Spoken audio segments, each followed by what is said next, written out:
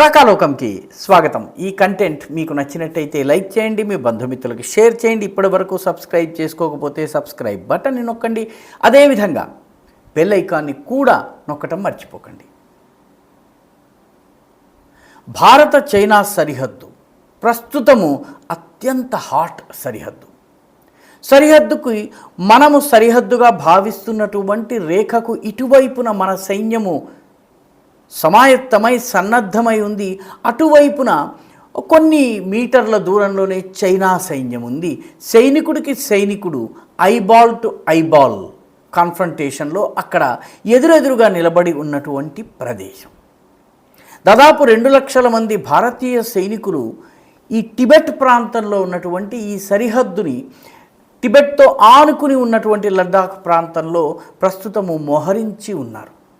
అటు చైనా కూడా అంతే పెద్ద సంఖ్యలో తన సైన్యాన్ని మోహరించింది. ఈ సైనిక క్యాంప్స్ని ఏర్పాటు చేసింది, అక్కడ అనేక స్థావరాల్ని ఏర్పాటు చేసింది, అత్యాధునికమైన ఆయుధాలని మోహరించింది. ఇరువైపులా నిరంతరము కనురెప్ప వేయకుండా ఎదురెదురుగా నిలుచుని కాపలా కాస్తున్నటువంటి పరిస్థితి గల్వాన్ యుద్ధం తరువాత నుంచి. అటువంటి హాట్ బార్డర్ అంటే ఇరు సైన్యాలు గస్తీ ఉన్నటువంటి ప్రాంతంలో ఇద్దరు వ్యక్తులు చైనా నుంచి భారత్లోకి నెమ్మదిగా తెల్లవారుజామున 1:30 చొరబడ్డారు.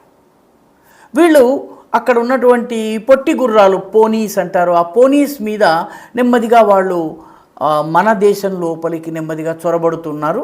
ఈ చొరబడుతూ ఉన్నటువంటి సమయంలో దీనికి సంబంధించినటువంటి కబురు అందింది. ఈ కబురు అందిన తర్వాత మన Indo Tibetan border police ITBP అంటారు, ఆ ఐటీబీపీకి చెందినటువంటి పోలీసులు వాళ్ళని చుట్టుముట్టి ఎవరు మీరు ఎక్కడి నుంచి వచ్చారు అని చెప్పి అడిగితే మేము ఏవో మూలికల్ని కలెక్ట్ చేసుకోవడానికి వచ్చాము, టిబెటన్ వైద్యం కోసము, లద్దాఖ్లో ఉన్నటువంటి వైద్యం కోసము, నాటు వైద్యం కోసం మూలికల్ని కలెక్ట్ చేయడానికి వచ్చాము అన్నారు. అయితే మూలికల్ని కలెక్ట్ చేయడానికి వచ్చినటువంటి వాళ్ళు అటువైపు నుంచి ఎందుకు వచ్చారు, సరిహద్దుకు అటువైపు నుంచి ఎందుకు వచ్చారని ప్రశ్నించేటప్పటికీ వాళ్ళ దగ్గర జవాబు లేకపోయేటప్పటికీ వాళ్ళని గుర్రాల నుంచి కిందకు దింపి వాళ్ళ దగ్గర ఉన్నటువంటి సంచుల్ని సామానుల్ని సోదా చేసేటప్పటికీ ఐటీడీపీ పోలీసుల కళ్ళు ఒకసారి బైర్లు కమ్మాయి. వాళ్ళ దగ్గర 108 గ్రాములు మొత్తం అంతా కలిపి 108 కిలోల బరువు ఉన్నటువంటి 108కి పైబడి గోల్డ్ బిస్కెట్స్ ఉన్నాయి. ఈ గోల్డ్ బిస్కెట్స్ మీద చైనా ముద్ర ఉంది. ఈ గోల్డ్ బిస్కెట్లతో పాటు వాళ్ళ దగ్గర బైనాక్యులర్స్ ఉన్నాయి, కొన్ని కత్తులు, కొన్ని రకాల ఆయుధాలు, కొన్ని ఎలక్ట్రానిక్ ఎక్విప్మెంట్, వాటితో పాటు చైనాలో లభించే కొన్ని తిండి పదార్థాలు కూడా ఉన్నాయి. అంటే వీళ్ళు చైనా నుంచి, అంటే చైనా ఆక్రమణలో ఉన్నటువంటి టిబెట్ నుంచి వచ్చారు, అక్కడ తినేటటువంటి సామాన్ని తీసుకొచ్చిన తర్వాత సరిహద్దు దాటి వచ్చారు. సరిహద్దు దాటి వస్తూ వీళ్ళు ఈ 108 కిలోల బంగారాన్ని లద్దాఖ్లోకి స్మగ్లింగ్ చేస్తున్నారు. అంటే భారత చైనా సరిహద్దుల్లో అసలు జనావాసమే ఉండదు. చాలా చోట్ల అసలు మన గ్రామాలు ఉండవు, అటువైపు వాళ్ళ గ్రామాలు ఉండవు. జనావాసం లేని చోట అర్ధరాత్రి పూట మందు మాకు వెతికేందుకు వస్తున్నామని చెబుతూ వస్తున్నటువంటి ఈ ఇద్దరి దగ్గర 108 కిలోల బంగారం దొరికింది. అంతర్జాతీయ మార్కెట్లో దాని విలువ దాదాపు 70 కోట్లు ఉంటుంది. అప్పుడు వాళ్ళిద్దరిని అరెస్ట్ చేసి కస్టమ్స్ అధికారులకు ఇవ్వడం జరిగింది. ఒకతని పేరు టెంజిన్ టార్గే. ఈ టెంజిన్ టార్గే వయసు 40 సంవత్సరాలు. రెండో అతని పేరు సెరింగ్ చాంబా, అతని వయసు 69 సంవత్సరాలు. వీళ్ళిద్దరిని సిరిగాప్లే అనేటటువంటి ప్రాంతం ఉంది దక్షిణ లద్దాఖ్ ప్రాంతంలో. మనము లద్దాఖ్ అనగానే ఈ ఆక్సాయ్ చిన్ ప్రాంతం ఏదైతుందో దౌలత్ బేగ్ ఓల్డీ నుంచి షోక్ డార్బుక్ రోడ్డు వరకు, ఆ తర్వాత కింద ఉన్నటువంటి గల్వాన్ ఈ ప్రాంతం వరకు మనము అనుకుంటాం. పాంగాంగ్ సరస్సు ఏదైతే ఉందో సగం భారతదేశంలో, కొద్ది భాగం భారతదేశంలో, ఎక్కువ భాగం చైనా ఆక్రమణలో ఉన్నటువంటి పాంగాంగ్ సరస్సుకి దిగువన ఉన్న భూభాగంలో వీళ్ళు అక్కడ పెద్దగా పోలీసు గస్తీ ఉండదు, భద్రతా దళాల గస్తీ ఉండదు. ఆ ప్రాంతంలో వీళ్ళు ఈ స్మగ్లింగ్ చేస్తూ పట్టుబడ్డారు. వీళ్ళు భారతదేశపు పౌరులే, కానీ వీళ్ళు టిబెట్లోకి వెళ్ళారు. టిబెట్ నుంచి బంగారం తీసుకొస్తున్నారు. టిబెట్ భారత సరిహద్దు, అంటే చైనా కబ్జాలో టిబెట్ ఉంది కాబట్టి చైనా భారత సరిహద్దులో ముఖ్యంగా గల్వాన్ వంటి సంఘటన జరిగిన తరువాత ఇంత పెద్ద మొత్తంలో బంగారం పట్టుబడడం. బంగారం మనకి కేరళ నుంచి వస్తుంది, విమానాల ద్వారా వస్తుంది, గల్ఫ్ నుంచి తీసుకొని వస్తుంటారు, గుజరాత్ తీరం ద్వారా వస్తూ ఉంటుంది. ఇవన్నీ మనకి తెలుసు. నేపాల్ మార్గం ద్వారా కూడాను ప్రవేశపెడుతూ ఉంటారు. కానీ ఇంత పెద్ద మొత్తము లద్దాఖ్ వైపు నుంచి రావడం అనేది ఒకసారి భద్రతా దళాలను కాకుండా కస్టమ్స్, ఆ తర్వాత ఈ దేశానికి సంబంధించిన సెక్యూరిటీ సెటప్ ఏదైతుందో దాన్ని మొత్తాన్ని అలర్ట్ మోడ్లోకి తీసుకొచ్చింది. ఎందుకంటే ఆ చైనా సైన్యము మన సైన్యము ఎదురెదురుగా ఉన్నటువంటి ఈ లైన్ ఆఫ్ యాక్చువల్ కంట్రోల్, వాస్తవ నియంత్రణ రేఖ ఏదైతుందో గమనించవలసిన విషయం ఏంటంటే, పాకిస్తాన్కి భారత్కి సరిహద్దు మధ్య ఏ రకంగా కంచె ఉంటుందో ఆ రకమైన కంచె ఇక్కడ ఉండదు. ఎందుకంటే సరిహద్దు నిర్ధారణ జరగలేదు. ఇక్కడి దాకా మా భూమి ఉందని భారత్ అంటుంది, ఇక్కడ దాకా మా భూమి ఉందని చైనా అంటుంది. కొన్నిసార్లు చైనా మన భూమిలోకి వస్తూ ఉంటుంది, మనము చైనా భూమిలోకి వెళ్తుంటాము.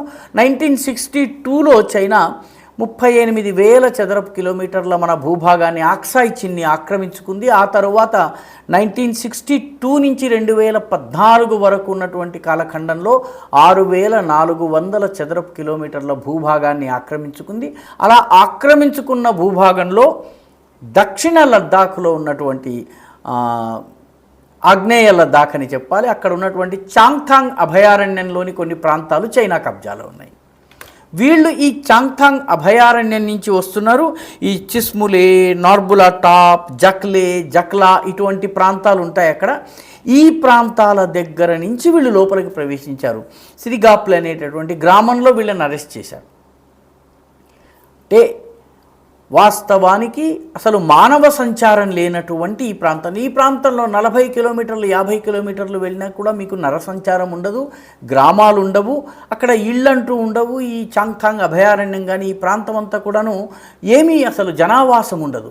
అటువంటి ప్రాంతంలో వీళ్ళిద్దరూ రావడము, టిబెట్ నుంచి వీళ్ళు వస్తున్నారు, అంటే చైనా నుంచి వీళ్ళు వస్తున్నారు. ఈ బంగారం ఎక్కడికి వెళ్తోంది, లద్దాఖ్లోకి ఎందుకు వస్తోంది, ఈ బంగారాన్ని మార్పిడి చేసి దీనిని ఇండియన్ కరెన్సీగా మార్చిన తర్వాత ఏమి చేయబోతున్నారు, లద్దాఖ్లో ప్రస్తుతం అనేక అంశాలపైన జరుగుతున్నటువంటి ఉద్యమాలు, ఆందోళనలకి ఈ బంగారానికి ఏమన్నా సంబంధం ఉందా, లేకపోతే లద్దాఖ్కి వచ్చిన తరువాత ఈ బంగారం జోజినా టన్నెల్ మీదుగా శ్రీనగర్కి చేరుతుందా, శ్రీనగర్లో ఉన్నటువంటి ఉగ్రవాద సంస్థలకి ఇది చేరుతుందా, ఇటువంటి అనేక ప్రశ్నలు ఉన్నాయి. ఇప్పటి వరకు సముద్ర తీరం నుంచి వెస్టర్న్ కోస్ట్ నుంచి మాత్రమే బంగారం స్మగ్లింగ్ జరుగుతుంది అనుకున్నటువంటి మన అధికారులకి తూర్పు నుంచి కూడాను, ముఖ్యంగా చైనా సరిహద్దు, మానవ సంచారం లేని, గ్రామాలే లేనటువంటి నిర్మానుష్యమైన ఈ ప్రాంతంలో కూడా స్మగ్లింగ్ జరగడం. దీని అర్థం ఏంటంటే ఈ ఇద్దరు, ఈ టార్గి అనేటటువంటి వ్యక్తి, చాంబా అనేటటువంటి వ్యక్తి, వీళ్ళు టిబెట్లోకి వెళ్ళారు. ఎందుకంటే అటువైపు టిబెట్ భాష మాట్లాడుతుంటారు వాళ్ళు, టిబెట్లో టిబెటన్ లాంగ్వేజ్, భోటీ లాంగ్వేజ్ నడుస్తుంది. ఇటువైపు కూడా టిబెటన్, భోటీ లాంగ్వేజ్లు రెండు కూడా లద్దాఖ్లోని పలు ప్రాంతాల్లో నడుస్తాయి. కాబట్టి ఒకే భాష ఉండి ఈ ప్రాంతంలో సరిహద్దు గస్తీ తక్కువగా ఉంటుంది కాబట్టి ఇక్కడి నుంచి సరిహద్దు దాటడానికి ప్రయత్నించారు. ఎందుకంటే పాంగాంగ్ సరస్సు చాలా ఆసక్తికరమైనటువంటి పరిస్థితి. ఆ సరస్సులో 40 కిలోమీటర్స్ భారతదేశంలో ఉంది, మిగతా 120 కిలోమీటర్లు చైనా కబ్జాలో ఉంది. అక్కడ సరిహద్దుని ఎలా నిర్ధారిస్తారు? కాబట్టి ఒక పడవ రాత్రి గనక ప్రయాణం చేస్తే కొద్దిగా ఒక అంగుళం ఇటు వస్తే భారతదేశపు జలాల్లోకి ప్రవేశించినట్లు అవుతుంది. ఇటువంటి ప్రాంతంలో ఈ స్మగ్లింగ్ జరగడం అనేది చాలా ఆందోళన కలిగించేటటువంటి విషయము. ముఖ్యంగా లద్దాఖ్లో ప్రస్తుతం చైనాకి మనకి నడుస్తున్నటువంటి స్టాండ్ ఆఫ్, రెండు దేశాల మధ్య ఉన్నటువంటి ఉద్రిక్తతల నేపథ్యంలో ఈ స్మగ్లింగ్ ఎందుకు జరుగుతోంది, ఎవరు చేయిస్తున్నారు, దీని అంతిమ లక్ష్యం ఏమిటి, వీటిపైన అధ్యయనం చేయవలసినటువంటి అవసరం ఉంది. మన ఇంటెలిజెన్స్ వర్గాలు దీనిని అధ్యయనం కూడా చేస్తున్నాయి. ఈ వీడియో మీకు నచ్చినట్టయితే లైక్ చేయండి, షేర్ చేయండి, ఈ ఛానల్కు సబ్స్క్రైబ్ చేయండి, మీ అభిప్రాయాన్ని కమెంట్ల రూపంలో తప్పనిసరిగా పంపించండి.